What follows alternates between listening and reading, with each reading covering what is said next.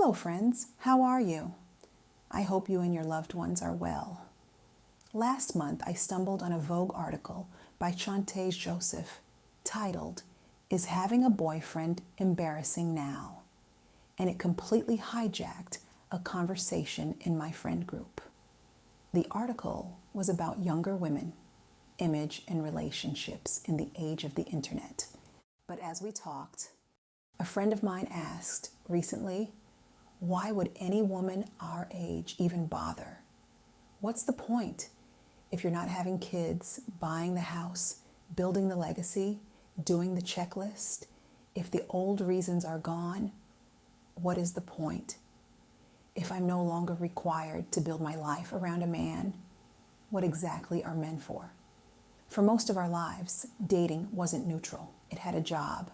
Find someone, be chosen, marry, have children, or explain why you didn't, buy the house, blend the incomes, look settled, so the world relaxes and decides you are respectable. Even the rebellions still centered that script. You were either succeeding at it, failing at it, or loudly opting out of it. The measuring stick was always external. That wasn't just romance. It was part of a social script, a pre-written role you're expected to perform so you can belong. For women of our generation, partnership was framed as proof of worth, stability, morality, desirability, even normalcy. And we grew up watching a world where our mothers, aunties, church ladies, neighbors stayed.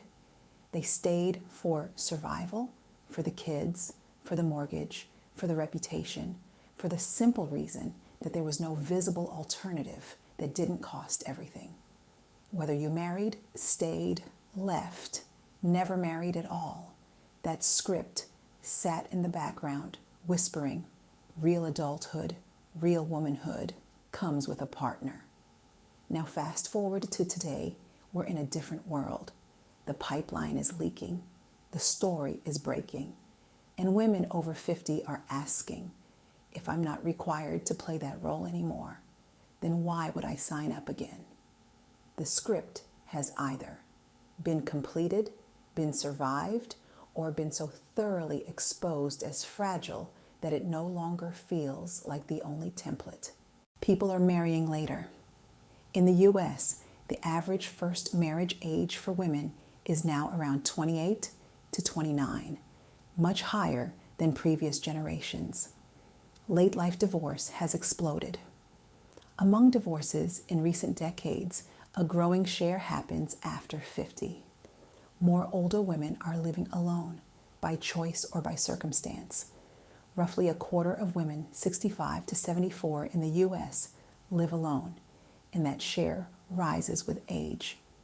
And life expectancy for women hovers around 81 in the US, meaning a 52-year-old woman could easily be looking at 30 more years of her life. At the same time, younger women online are openly side-eyeing boyfriend content. Chanté Joseph's Vogue piece taps straight into it. Having a boyfriend is no longer seen as an automatic feminist or social win.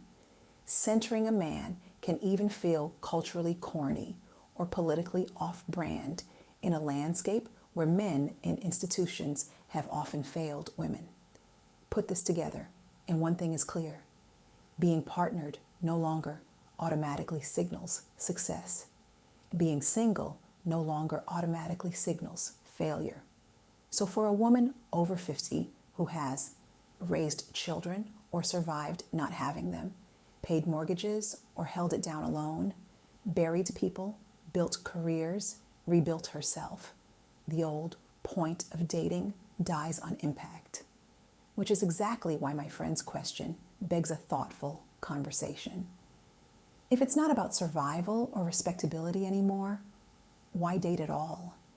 Gen X is the first generation to hit midlife inside this shift. We saw mothers who stayed even when it hurt, women who couldn't leave because they'd lose the house, the kids, the church, the community. Good wives who were exhausted, invisible, but praised for endurance. Then we also saw divorce become more common, women going back to school at 40, 50, women buying their own homes, women raising kids alone and doing it well, women deciding, I'd rather be alone than disrespected. But nobody wrote the script for, I'm 50-something. My kids are grown, or I never had them. I can pay my own bills. I've survived some things. What does love look like for me now?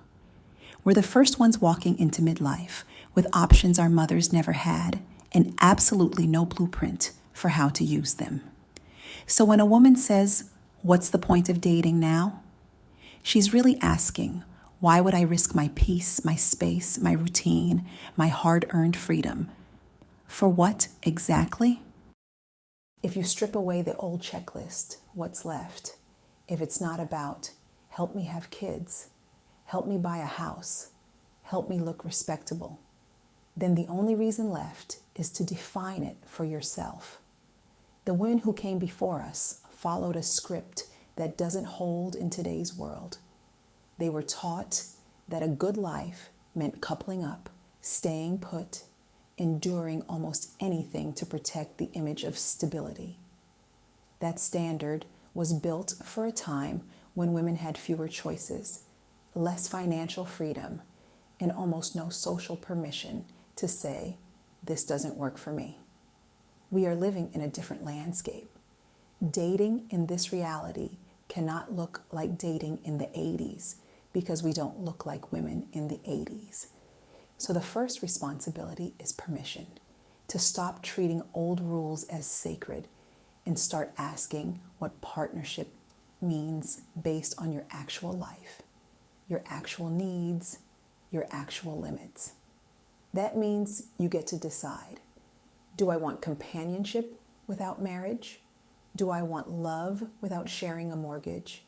Do I simply want a joy partner, someone I'm excited to kiss, laugh with, wake up next to sometimes without apologizing for the fact that that's enough? There is no universal point anymore. The point is alignment, choosing relationships that match the woman you've become in the world you're living in now, not the world your mother had to survive. So if your friend asks, why would a woman over 50 even bother? The answer? Because at this age, romantic love is no longer a social assignment. You get to decide where it fits as you go and grow. We're the first generation to reach midlife in a world where love is not one size fits all. Choosing a forever partner, sometimes maybe, or no one at all, are not signs of failure. They're signs that you understand your own life well enough to choose it on purpose. Because we are our parents' wing it generation. They raised us on trial and error. Stay together even if it hurts. Don't talk about what's broken. Push the image of stability and hope the inside catches up. They were improvising under pressure, with fewer choices and more rules. But the message to us was, there is a blueprint, and it looks like this one path.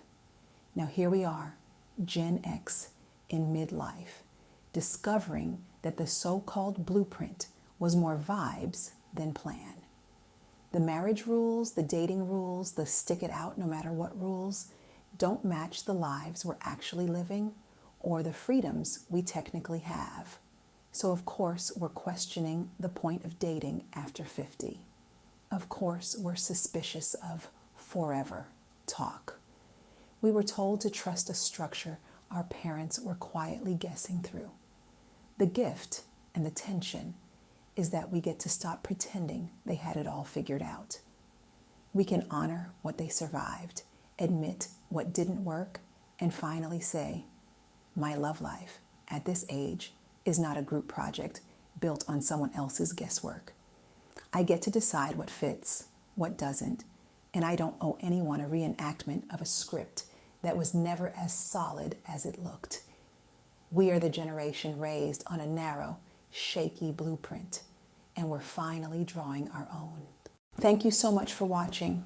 This conversation and many more like it are part of an ongoing series on what midlife really looks like now.